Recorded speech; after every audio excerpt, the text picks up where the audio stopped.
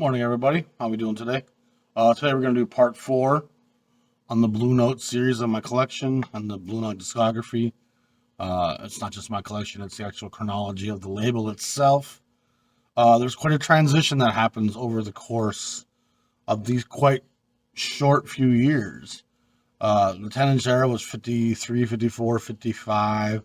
The 1500 launches 56, 57, 58. 4000 comes in 59-ish. And now we're getting into 64, 65 with the 4200 series. And it reflects some of the changes that are happening overall in jazz. But you'll see Blue Note is actually kind of doing quite a lot of avant-garde, quite a lot of edgy outside stuff. And there's probably as high a percentage of out music here at Blue Note as there is at Impulse, believe it or not. And the difference being is that the non-out Blue Notes are pretty well known, which makes people think that Blue Note was only a small percentage of out and avant-garde. The truth is, there's a lot of Impulse records that weren't anything close to avant-garde or out. Just a lot of them are fairly obscure, not very well known. And such a high percentage of what's known from the Impulse label is that avant-garde, out, free stuff that it's been incorrectly mislabeled as a label that was dedicated to that stuff. And it's really not even 50% of the label. There's all kinds of other stuff happening in there, from Dixieland to college swing bands. Like, there's a big range of stuff at Impulse. And Blue Note, for the most part, is being as experimental and as wide and as divergent a sound as jazz encapsulates in this period. Blue Note's covering all those bases and doing it really well. I listened to some stuff the other day that was pretty out. Some Don Cherry, a Bobby Hutcherson record, Andrew Hill, I think it was Compulsion. And there's some pretty screeching, squonking stuff. And those of you who know me know I'm not into that stuff very often. I find Blue Note does it pretty well. I do find Unit Structures by Cecil Taylor fairly unlistenable. And I'll be honest, some of the Don Cherry stuff got a little bit intense for me. I was in the mood for it, but it still doesn't quite suit my appetite like it did 15 years ago. It was a meal I could consume fairly regularly 15 years ago. And nowadays, even when I'm feeling like a little edge, or a little like, okay, let's do something a little bit more risky or dangerous, I can only swallow so much avant-garde right now, especially when it gets honking and squeaking. And I don't mind Grasham Mancour avant-garde, where it's dissonance and tonality and musical and edgy and soundscape. I think that's fantastic. It's when it's just chaotic and everybody's speaking over top of each other, and Unit Structures record is just, I've often described it as furniture falling downstairs. It just is a parade of bowling balls marching down a wooden staircase. It's just, I can't find the melody. I can't find the space within it for it to speak and breathe. Mozart once said, the music that you hear is actually in the spaces. I'm not quoting that right, but it's actually the spaces between the notes that make music what it is, allow it to breathe, allows it to have its impact. And when music is so dense and chaotic, most of the emotional context gets very masked. And what actually takes over is your own emotional context and your own relationship with that sound. And I think it becomes very hard to hear what the musician had in mind, believe it or not. And when I listen to a Ben Webster ballad playing a Gershwin tune, there's so much emotion, so much connection, so much reinterpretation of the lyric, even putting it into my own shoes, into my own experience, into my own, by my own, I'm saying Ben Webster's version of these songs by Coleman Hawkins, by the great players who just took a template and colored it. There's a lot of emotional outpouring in there, a lot of connection to purpose and meaning, and a relationship that I find easy to interpret most of the time. And I don't think that those interpretations are going to be too far off very often. I think they sync up quite succinctly. Some of these avant-garde records, especially some of the stuff, with Pharoah Sanders and Coltrane and Impulse and Archie Shepp, Albert Eiler, who Eiler kind of goes in and out, and I like some of his stuff more than others. But I think Blue Note, for the most part, does the avant-garde pretty well. The Herbie Hancock, The Egg from Empyrean Isles, I think is a fantastic piece. The Cherry records were really good improvisers, some improvisers, and Communion. Andrew Hill, his early stuff's pretty conventional with shades of the avant-garde, which I prefer actually. But even like that later one, was it Compulsion, I think it's called? It's pretty dense. It's pretty convoluted, but I still got a lot out of it, enjoyed it. And it's great to hear that stuff once in a while just for the context. And going through the Blue Note catalog like we are, you'll really see how diverse Blue Note allows their sound to be, which I think says a lot about Al and Frank and the business model at Blue Note. And I've had a few people comment to me about the fact there was no greatest hits, no compilations, no Christmas records, how they never realized that. And it tells you something even there about they weren't really thinking about bottom line and merchandising and marketing and creating label compilations where they can just take 10 songs that have already been put out there and recorded, and we'll take a Turntine and we'll take some Horace Silver, we'll put it together as a little compilation that'll be easy to digest, and people will buy it for the holidays. And they probably could have made some money doing that. And Riverside does it, Prestige does it, almost all the labels are doing gimmicky things just to make a few extra dollars. As we've said before, Prestige will continually repackage records with different covers and different serial numbers with the same music. They'll even sometimes give a different leader credit for the session. So when you buy it, you don't realize that this session was really that session there, but you buy it twice. And it's because so-and-so left the label, went on to somewhere else, became popular. Sonny Rollins, a Thelonious Monk, a Miles Davis, a John Coltrane. And all these guys are hot. They're big. They're selling pretty well.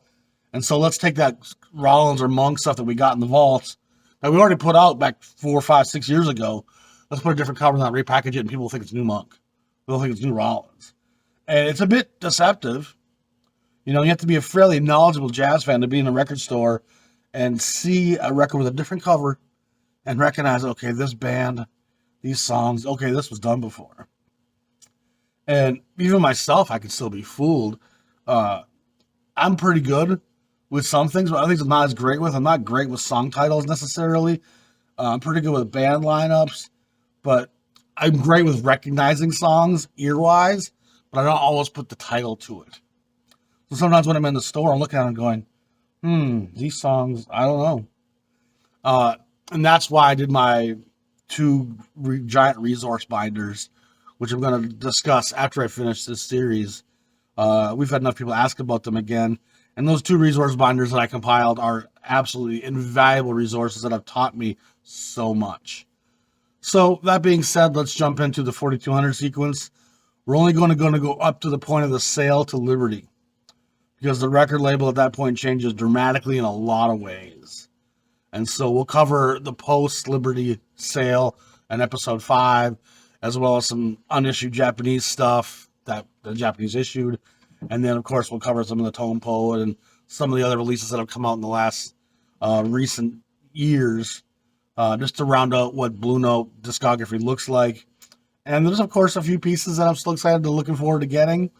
And someone mentioned the Quebec record, Congo Lament, which is partly on Easy Living, which is what the version I have.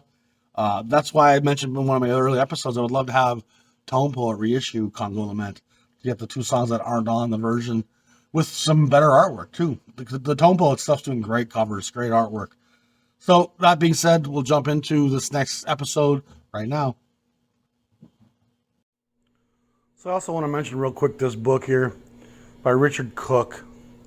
It's a nice little paperback. I bought this probably back in 2000 or something. And it tells the story fairly well, the Blue Note story. Some photographs. But it's mostly just written word. It had this very dangerous thing at the very end of it. This label discography, and these things send me down wormholes. It was basically like a trading card checklist, if you will, and this was the one where I started really filling in the Blue Note discography, and this is kind of what led me to doing some of the printouts that come along later, which I'll show you when I cover that. You can see there's not issued 1553. We move on to the 4000 sequence. And it was a process, boy, filling all these in. It's hundreds of records. And there's also out there the album cover books, which you see the album covers and it just makes you want to have them because the covers are all so cool. And so it goes all the way up to the point of the sale here. And I think it even continues past that. You can see there's a few unissued stuff there. And by the time you get to the 4200 sequence, there actually becomes quite a few things that weren't issued at the time. Andrew Hill, Involution, Stanley Turrentine in Memory, Jackie McLean, Jackknife, Ornette Coleman, Town Hall Concert. And then Hank Mobley, High Voltage right there. That's where the sale happens, 4273. And I haven't filled this book in a long time. I've filled in a lot of this stuff now. A lot of stuff post-sale, I didn't bother to buy right away unless I really liked the artist. And I filled a lot more of that in, as you'll see when we come to the next part of this episode. All right, so here we go, jumping in now. Actually, got to do one thing real quick here. Don't want to move these the other way. I can show them to you in order. So jumping into 4200 sequence now. It starts with Jimmy Smith, 4200, the incredible Jimmy Smith with Kenny Burrell. And if memory serves, he's already moved on at this point to Verve. Stanley Turrentine, Joyride, another great cover. Oliver Nelson is in his arranging phase at this point, and he has a pretty big impact at Impulse, at Verve, and even here at Blue Note he does some. Grant Green, I Want to Hold Your Hand. Of course, the Beatles are massive at this point, 1963, 64. There's oddly enough only one or two Beatles songs on there, but the music of Andrew Hill, he's starting to transition more towards the edges of the music. Dexter Gordon, Getting Around, a great cover. There you see him on his little bike doing his thing. Basra, Pete LaRocca. This is a fairly progressive modern record. Steve Coon, Steve Swallow, and Joe Henderson. Henderson's a fairly much a chameleon. He can be very trad sounding, but he can also play fairly out. Here's Sam Rivers. He's probably fresh off his time here with Miles Davis, which didn't really go that well for anyone in between Coltrane and Wayne Shorter. That long list of guys: Sonny Stitt, George Coleman. There's a pretty big list of guys in there. Hank Mobley, Night of the Cookers, Freddie Hubbard leads this group with the fantastic Lee Morgan, James Spaulding, Harold Mayburn Jr., Larry Ridley, and Pete LaRocca. And there's Volume 2. I find both those covers are very beautiful. Nice color choices. Hank Mobley dipping. Mobley's in a bit of a different phase here. He's got a little bit of the boogaloo thing going on with the dip. And then he's also doing kind of some blues and soul jazz stuff. He's certainly not really in the hard bop idiom anymore. Ornette Coleman, Town Hall. This is not a Blue Note release. It was scheduled to be in that point and never really ever came out. I'm not sure if Tone Pot will ever touch that or not. Actually, it might be out there somewhere on some label, now that I think of it. The Gigolo, Lee Morgan, 4212. That's with Wayne Shorter on it, by the way. Components, Bobby Hutcherson. It's a cool record cover. Herbie Hancock, Ron Carter, James Spaulding, Freddie Hubbard. And I find that here at Blue Note, you get the Miles Davis quintet guys working with Freddie Hubbard quite a lot. And why that is, I'm not sure. But it's certainly a different trumpet player than when you play with Miles. Down with it, Blue Mitchell. And Blue Mitchell's now left Riverside and come back to Blue Note. And he was with Blue Note under the Horace Silver name. But now he's back at Blue Note under his own name. This is Right Now, Jackie McLean. McLean never really did the boogaloo stuff. He stays fairly edgy and out there. Clifford Jarvis, Bobby Cranshaw, and Larry Willis round that one out. So it's a quartet that leaves a lot of room for Jackie to express. There's Spring by Tony Williams. Again, Miles' drummer. And so you see that Shorter, Hancock, and Tony Williams are all making records here as leaders in the mid to early 60s. And they all end up joining Miles Davis' group here in 64, 65. I think Carter might be there already in 63. Compulsion, this is one I listened to the other day. Freddie Hubbard, John Gilmore, who's always fairly out. Cecil McBee, Joe Chambers. Jackie McLean, Action, Action, Action. Cecil McBee, Billy Higgins, Bobby Hutcherson, and Charles Tolliver. The All-Seeing Eye, Wayne Shorter. Shorter's solo records here at Blue Note are fantastic. And he's been doing work with the Jazz Messengers. He's about to embark on his time with the Great Miles Second Quintet.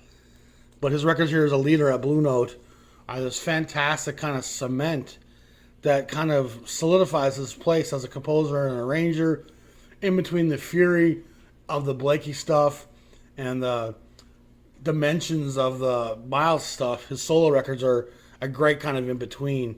The Cape Verdean blues, and of course Horace Silver his father was from the Cape Verdean Islands. This with Horace Silver plus J.J. Johnson joins the mix here. And you don't see J.J. Johnson at Blue Note very much at this point. So that's kind of an interesting sidebar there. Larry Young, Unity. I think this might be a second record at Blue Note with the great young Woody Shaw on the trumpet, Joe Henderson. Nice little record. Alvin Jones shows up on the drums. He's left Coltrane at this point. Cornbread by Lee Morgan with Jackie McLean, Hank Mobley, Herbie Hancock, Larry Ridley. Nice little session. Morgan stays fairly intense throughout this whole era. 4224 at the Golden Circle, Ornette Coleman in Stockholm, Volume 1. And then here's Volume 2. Nice covers. Always appreciated the look of those. And then there's Don Cherry Communion. Listened to this the other day as well. Henry Grimes on the bass, Henry Blackwell, who of course played with Cherry and Ornette Coleman. And then Leandro Gatto Barberi, who's a Brazilian player, plays some fairly out tenor sax on this record. Mode for Joe Henderson. Henderson again is doing a wonderful mix of hard driving, blues filled traditional jazz, as well as delving into other aspects of avant-garde and free with whoever he's playing with. That record's fairly more centered with Curtis Fuller, Lee Morgan, Bobby Hutcherson, Cedar Walton, and Ron Carter and Joe Chambers. Blue Mitchell, more Blue Mitchell on Blue Note. Mitchell's a great trumpet player who deserves all the recognition in the world. Junior Cook is on the tenor here with him. And of course, him and Junior Cook were members of Horace Silver's group together. And they left Horace Silver's group together to start their own group. Big John Patton with Grant Green. Anytime you have Big John Patton and Grant Green, you know you're going to have some cooking, gospel-flavored soul jazz. A Caddy for Daddy. This is Mobley, Cranshaw, Higgins, McCoy Tyner, Curtis Fuller, and Lee Morgan. It's got a boogaloo track, of course, Caddy for Daddy. It's got a couple of blues. It's got some pretty traditional stuff. I like that record. I love the cover, of course. Happenings by Bobby Hutcherson. Pretty tough record to find. This is a Japanese pressing with Hancock, Cranshaw, and Joe Chambers. This is Adam's Apple, Wayne Shorter. Number 42. I can't see that, unfortunately. 4232. Oh, it's written right there. What was my problem? Good little record. Hancock, Reggie Workman, Joe Chambers. And Shorter's always an interesting listen, you know. And there's even a kind of a boogaloo track on that with Adam's Apple. The incredible Jimmy Smith with Quentin Warren and Don Bailey. Again, he's been moved on to Verve at this point, having a lot of success there. And so Blue Note's kind of searching the vaults, seeing let's see what we got for Jimmy Smith and keep issuing it. And it's all quality stuff. Jimmy Smith was such a virtuoso that pretty much anything he puts his pen, and picks up and plays, is going to have some incredible playing on it. Probably my most difficult Blue Note is Cecil Taylor Unit Structures, a fairly avant-garde pianist, and he starts off much more conventional than this in the late 50s. But by the time we get to this year in 65, this is a fairly out avant-garde piece that's a fairly difficult listen for me. And it's probably my least favorite Blue Note if I had to pick one. Every once in a while I'm in the mood for it. Every once in a while I feel like marching with rhinoceroses, and dancing with hippos. And then it fits in perfectly. Donald Byrd Mustang, his proclivity and long length with Blue Note is just impressive. Blue Note gives him a lot of creative freedom. And Bird's just, one of the great players of this era, from his dabbling with vocals and gospel to his hard swinging bebop and hard bop to just kind of modern blues driven. He just covers all the aspects, and this has Sonny Red on it. One of a later appearance for him. Hank Mobley, McCoy Tyner, Walter Booker, and Freddie Waits. Big John Patton Let Him Roll with Grant Green, Bobby Hutcherson. And Bobby Hutcherson is another one of those guys that he can graft himself to the session he's in. Hutcherson can play some pretty out avant-garde stuff, but you put him with Grant Green and Big John Patton, he's going to give you some rhythm and blues, some soul jazz. Stanley Turrentine, Rough and Tumble, great cover. Reed Miles has Still Got It, 4240. Blue Mitchell, James Spaulding, Pepper Adams, Grant Green, McCoy Tyner, Bob Cranshaw, and Mickey Roker. Great Stanley Turrentine. Turrentine's such a great soul jazz, rhythm and blues. Just got so much feeling in his playing. I love Turrentine. A surprising amount of his work wasn't released by Blue Note and came out later. This is Hank Mobley, A Slice of the Top. I think this session was also canned at the time. Money was getting tight, which is what forces the sale coming up here. So this is a later reissuing of it. This is another record that Tone Poet probably needs to do a good version of, with Spaulding, Morgan, Connie Zawadi, Howard Johnson, Reggie Workman, McCoy Tyner, and Billy Higgins. So yeah, I'd like to see a better version of that come out. Larry Young of Love and Peace.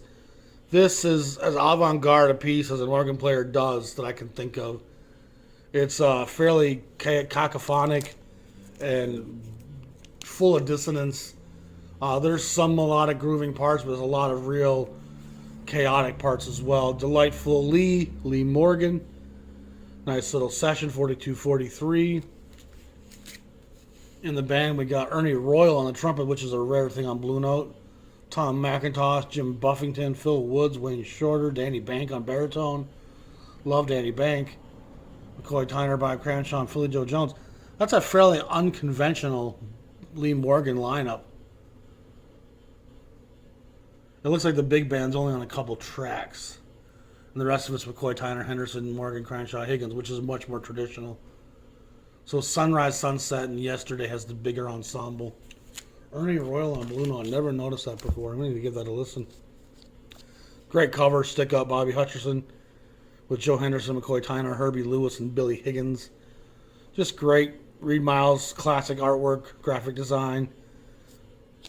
That's a fairly in record for Bobby Hutcherson. Art Blakey and the Jazz Messengers, like Someone in Love. This was actually recorded back in 1960, and that's why you had the lineup of Lee Morgan, Wayne Shorter, Bobby Timmons, and Jamie Merritt.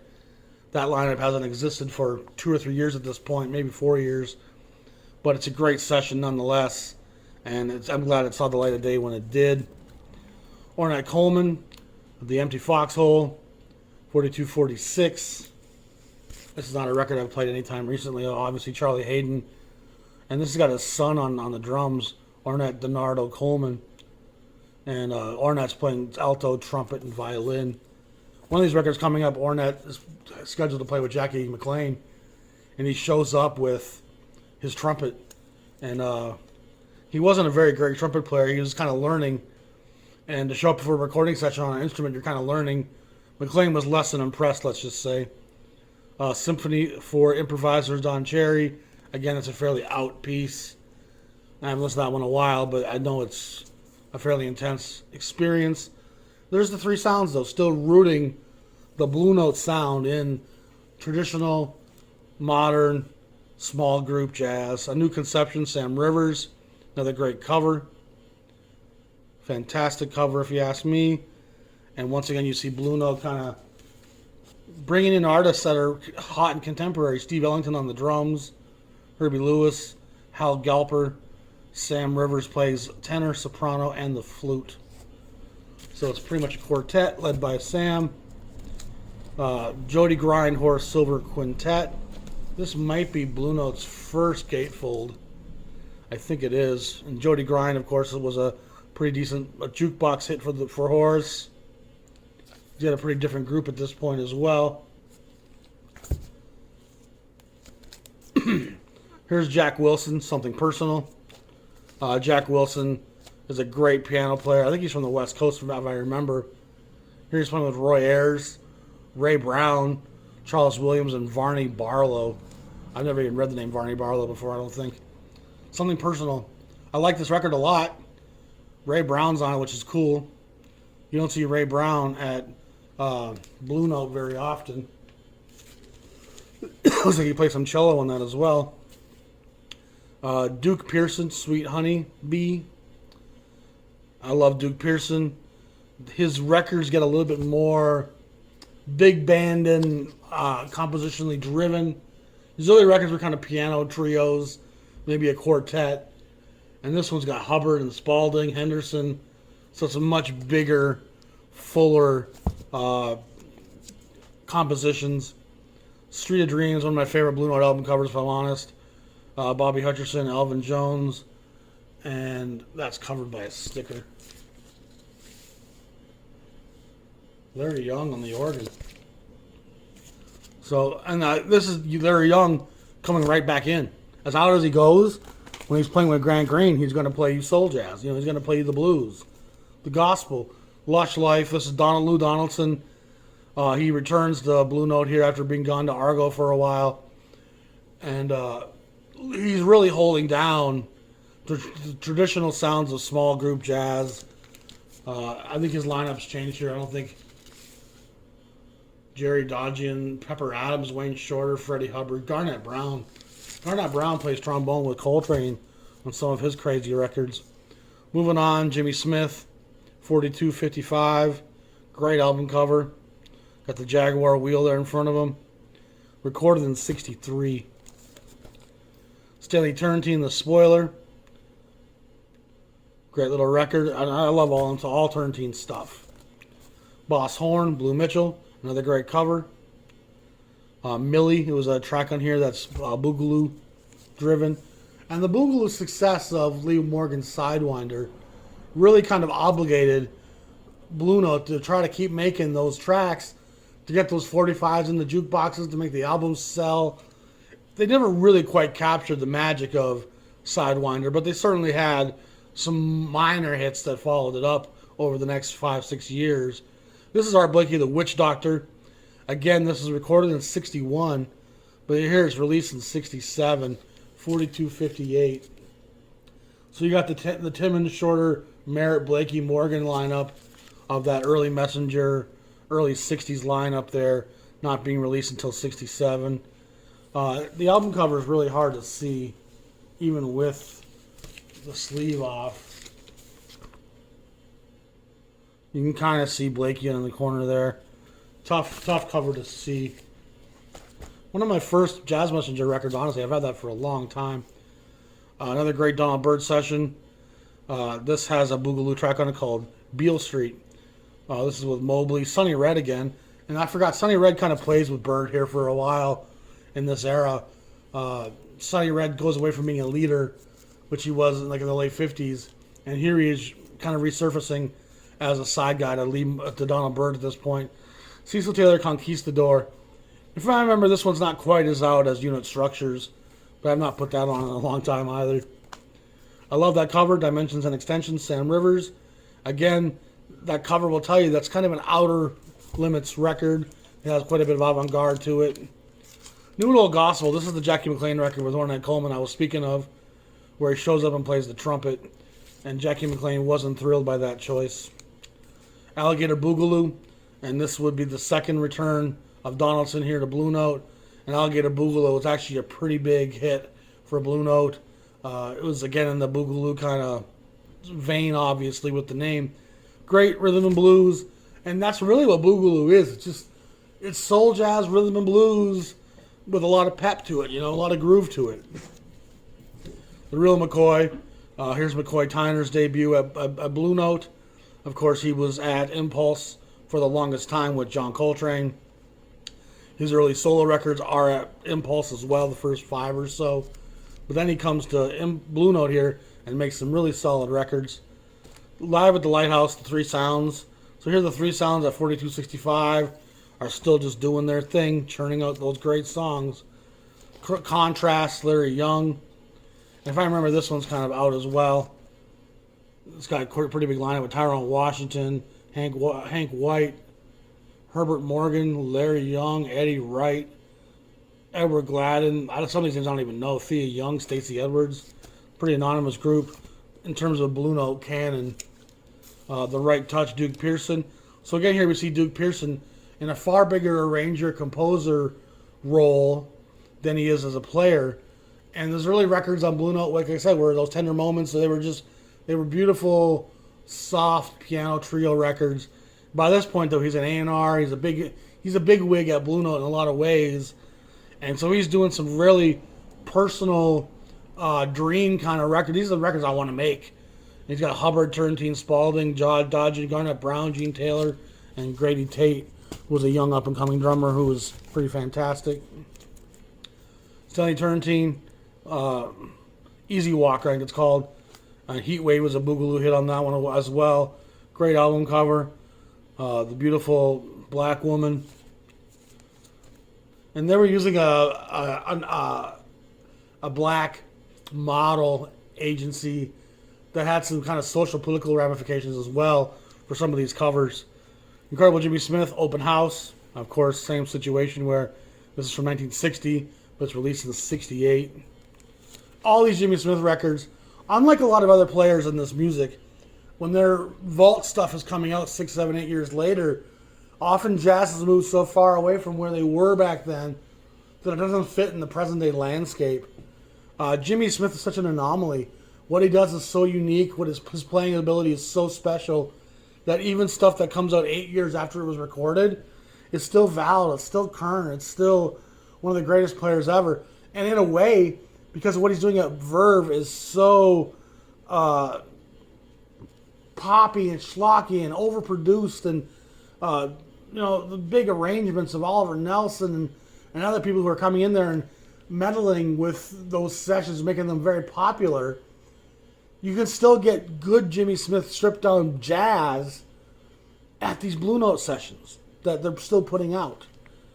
Easterly Winds, this is the second Jack Wilson record, 4270, with Lee Morgan, Garnett Brown, Jackie McLean, Bob Cranshaw, and Billy Higgins. And again, Garnett Brown's a trombone player that I forgot showed up here at Blue Note some. He doesn't do nothing as a leader, but he's on some pretty out Coltrane recordings from 64, 65. Lou Donaldson, Shingling, Mr. Shingling, again, some Boogaloo tracks. I love Lou Donaldson. I think all of his rhythm and blues bass stuff is essential. Heads Up, Blue Mitchell, 4272. And that's, of course, a great little record. Gene Taylor, Burt Collins, Julian Priester shows up on the Bone.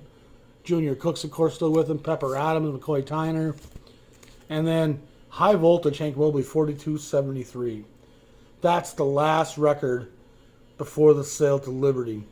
And that sale does really change the course of the Blue Note label.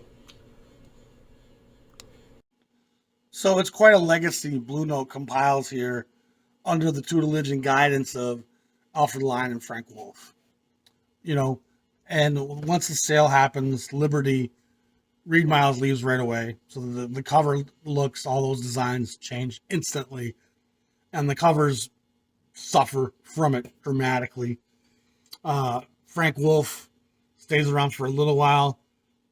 But Al Lion, he's like, it kind of breaks his heart seeing what's happening. He doesn't have the same control anymore. The sound, the artist, everything's just changing so fast now, and he can't really say or do nothing about it. And Alfred ends up retiring fairly soon and dies not too long after. It's just his child got lost, and it was nothing he could really stomach. And I can't remember if Frank Wolf stays on a little bit longer or left before Al, but they're both gone from the label by 70 or 71 or 72 or something like that. And by that time, of course, United Artists has bought out Liberty. And so there's even a bigger umbrella company over top of what Blue Note's doing. And by the 70s, Blue Note's a whole different beast. And there's a lot of cool records on Blue Note in the 70s that I rarely even consider them as Blue Notes. The Mizell Brothers stuff, the Donald Byrd stuff, the Bobby Humphrey stuff.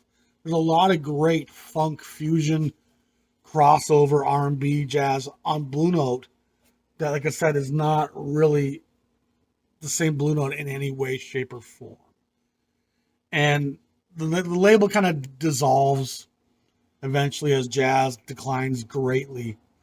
And when it resurfaces, again, it's whole new ownership and leadership. And there's a label now that exists, Blue Note, that's putting out modern, but it's not connected in any way tangibly to the Blue Note of Alfred Lion and Frank Wolf. What we've just covered, parts 1 through 4, is that era. That's Blue Note. And everything that comes after that deserves to have an asterisk behind it when you call it a Blue Note record. And that goes for all the stuff that happens here in the next few years even, which we will cover in episode 5. We'll cover some of that stuff in the late 4200s, early 4300s, and the 4400s. And it's sporadic. I don't have all of it by any means. I just have the artists I like a lot. And I think the drop-off is pretty dramatic in a lot of ways. But there's still some great stuff in there, don't get me wrong. I'm not going to show you the funk stuff from the 70s. It's very different and a separate entity completely, and it's great. And in fact, I love some of that 70s Donald Byrd stuff a lot, and I played it at my gigs for years. But we're covering Blue Note, the classic Blue Note era. That's what we're talking about. And we will talk about some of the Japanese issues of stuff that was either vaulted or just sat on, or money reasons they couldn't release it. The Japanese put a lot of that stuff out in the 80s. There was also a 1000 or something, or I think it's 1000 sequence, had these white covers with photos in them that are so not Blue Note graphically. They're just disturbingly bad covers.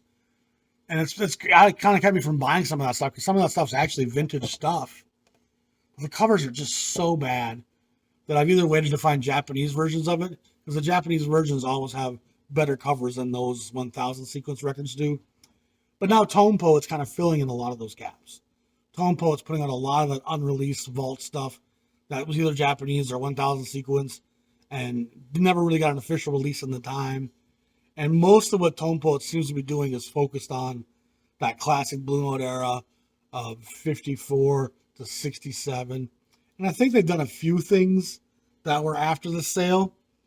And I know they've done like the Chick Corea, which was not even really a Blue Note release. It was Solid State, or it was another label that Liberty bought. So it kind of got caught under the umbrella, just like Pacific. All those Pacific records, Katanga, that they're doing on this Tone Poet series, they were never Blue Note records. They were Pacific records, but they were both bought up by the same parent company, and now they've been kind of lumped together, which happened with OJC. OJC was Fantasy compiling a lot of the small labels and buying them out. And then when they redid the OJC reissues, a lot of that clarity as to what came from what label was somewhat lost, even though they kept a lot of the original artwork, and sometimes they even put the original label on the record for the most part. It still gets convoluted as to what's what. And so that's partly why I'm doing this sequence, is to clarify some of those things for those of you who care. The series has been more popular than I expected, which is good. I'm glad people are watching it. And it's important to learn this stuff, And when you see this whole Blue Note canon laid out chronologically, the amount of insight you can glean from that, especially if you have 100 or 200 of them to start seeing that chronology and that timeline and how it references the rest of what's happening in jazz. And I'll be honest, when I collected this stuff in the early 2000s, late 90s, mid 2000s, it was a decade that I was buying a lot of Blue Note. It took up too big a landscape in my jazz understanding. And it does that for a lot of people today too, in part because of the marketing and the collectability and how much people talk about Blue Note. Everyone's convinced that it's got to be such an important landmark institution, and it allows people to exclude so much else of what's happening in the jazz canon. And that's a mistake you don't want to make. You want to have the reference point of what's happening at Riverside and Prestige. You want to have the understanding of what Savoy did in the 50s and Bethlehem did in the 50s, Atlantic Records, Impulse when it shows up in the 60s. You want to have the understanding of what's happening in Chicago at Emersy and at Argo and VJ. You want to know what's happening on the West Coast at Fantasy and Contemporary and Pacific Records. And once you have all those kind of labels, impacts, and their contributions to the jazz canon, once you have that scope, it really helps you see and hear the innovation, the changes, the musicians who were leading the pack, just the impact of what was happening year by year in the music. And it does take a much broader grasp of the jazz landscape than just Blue Note, Miles Davis, John Coltrane, and Impulse. And that was the path I took. And so you're left with a very narrow vision, a narrow scope of what the music was. And the music is much broader than that narrow brushstroke. There's so much more happening at all times. And it's amazing how progressive things were already in the early to mid 50s. It's amazing how much traditional blues and soul and real R&B jazz is put out in the 60s and 70s and kind of overlooked by a lot of collectors today. To me, one of the great travesties is how much the avant-garde crowd likes to boast and brag about their ability to enjoy that difficult music, to the point where they'll condescend the Dave Brubecks, and they'll condescend the John Lewises, and they'll condescend the Three Sounds, Jimmy Smith. Oh, I'm too important. I'm too sophisticated to like that stuff. I like this. And you don't have to insult the easy to like stuff because you like the difficult to like stuff. That's what irks me more than anything else. Because it's created this idea in the mindset of so many non-jazz fans that to be a jazz fan, you have to be kind of an asshole. And B, you have to like this incredibly complicated music that's screeching and honking and not fun to listen to. How that got to be the precept notion in most people's heads of jazz who aren't jazz fans, it's insane to me because it takes up such a small part of the jazz history. And so please, if you're a fan of the avant-garde and free jazz, more power to you. I love it and listen to it at times still, but it's by no means the most important part of jazz, and by no means any reason to exclude the other big parts of this music. So please stop shaming and guilting people away from liking this music because they don't like Don Cherry, or they don't like Ornette Coleman, or they don't want to sit around listening to Coltrane honking his sax for 20 minutes. That's not jazz. That's a peripheral part of jazz. It got renamed the avant-garde and free for a reason.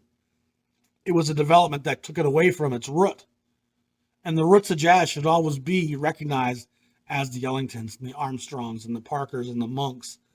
And as out as Monk could be, he was always accessible. There's very few Monk records that are going to be too difficult for the average person to get something out of. Brilliant Corners is actually a bit of his edgier stuff. And there's still a lot of melody and resolution and composition that's rewarding to the listener. So again, Blue Note's very important. But let's not twist it to the point where we think that Blue Note is the be-all, end-all. It's an important piece of the landscape. And once you have that architecture down, it'll make learning the next labels easier because there'll be context and time frame, and you'll see what's happening contemporaneously with the other labels and the rest of the scene around the country. So People have suggested maybe I should do Prestige next. I'm curious, those of you who would want to see that. And if we're going to do Prestige, we should probably do Riverside after that.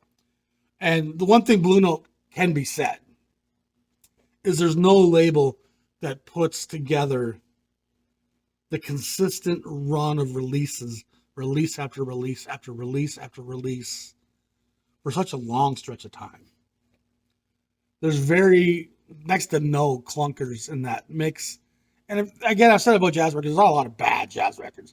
If you could play, you could record. If you couldn't play, they didn't let you in the door. So most of these guys, even the guys you've never heard of on labels you barely know, being able to play is not an issue. So it's an interesting time in jazz. You know, it just really is. So dig into this series, get to know that whole 400 records that we talked about, but recognize that it's just part of the landscape. We'll talk to you soon with part 5 coming up. I'm going to probably do the binders in between. If I do Prestige next, we'll see. Give me your feedback on that. Thanks, guys. Peace.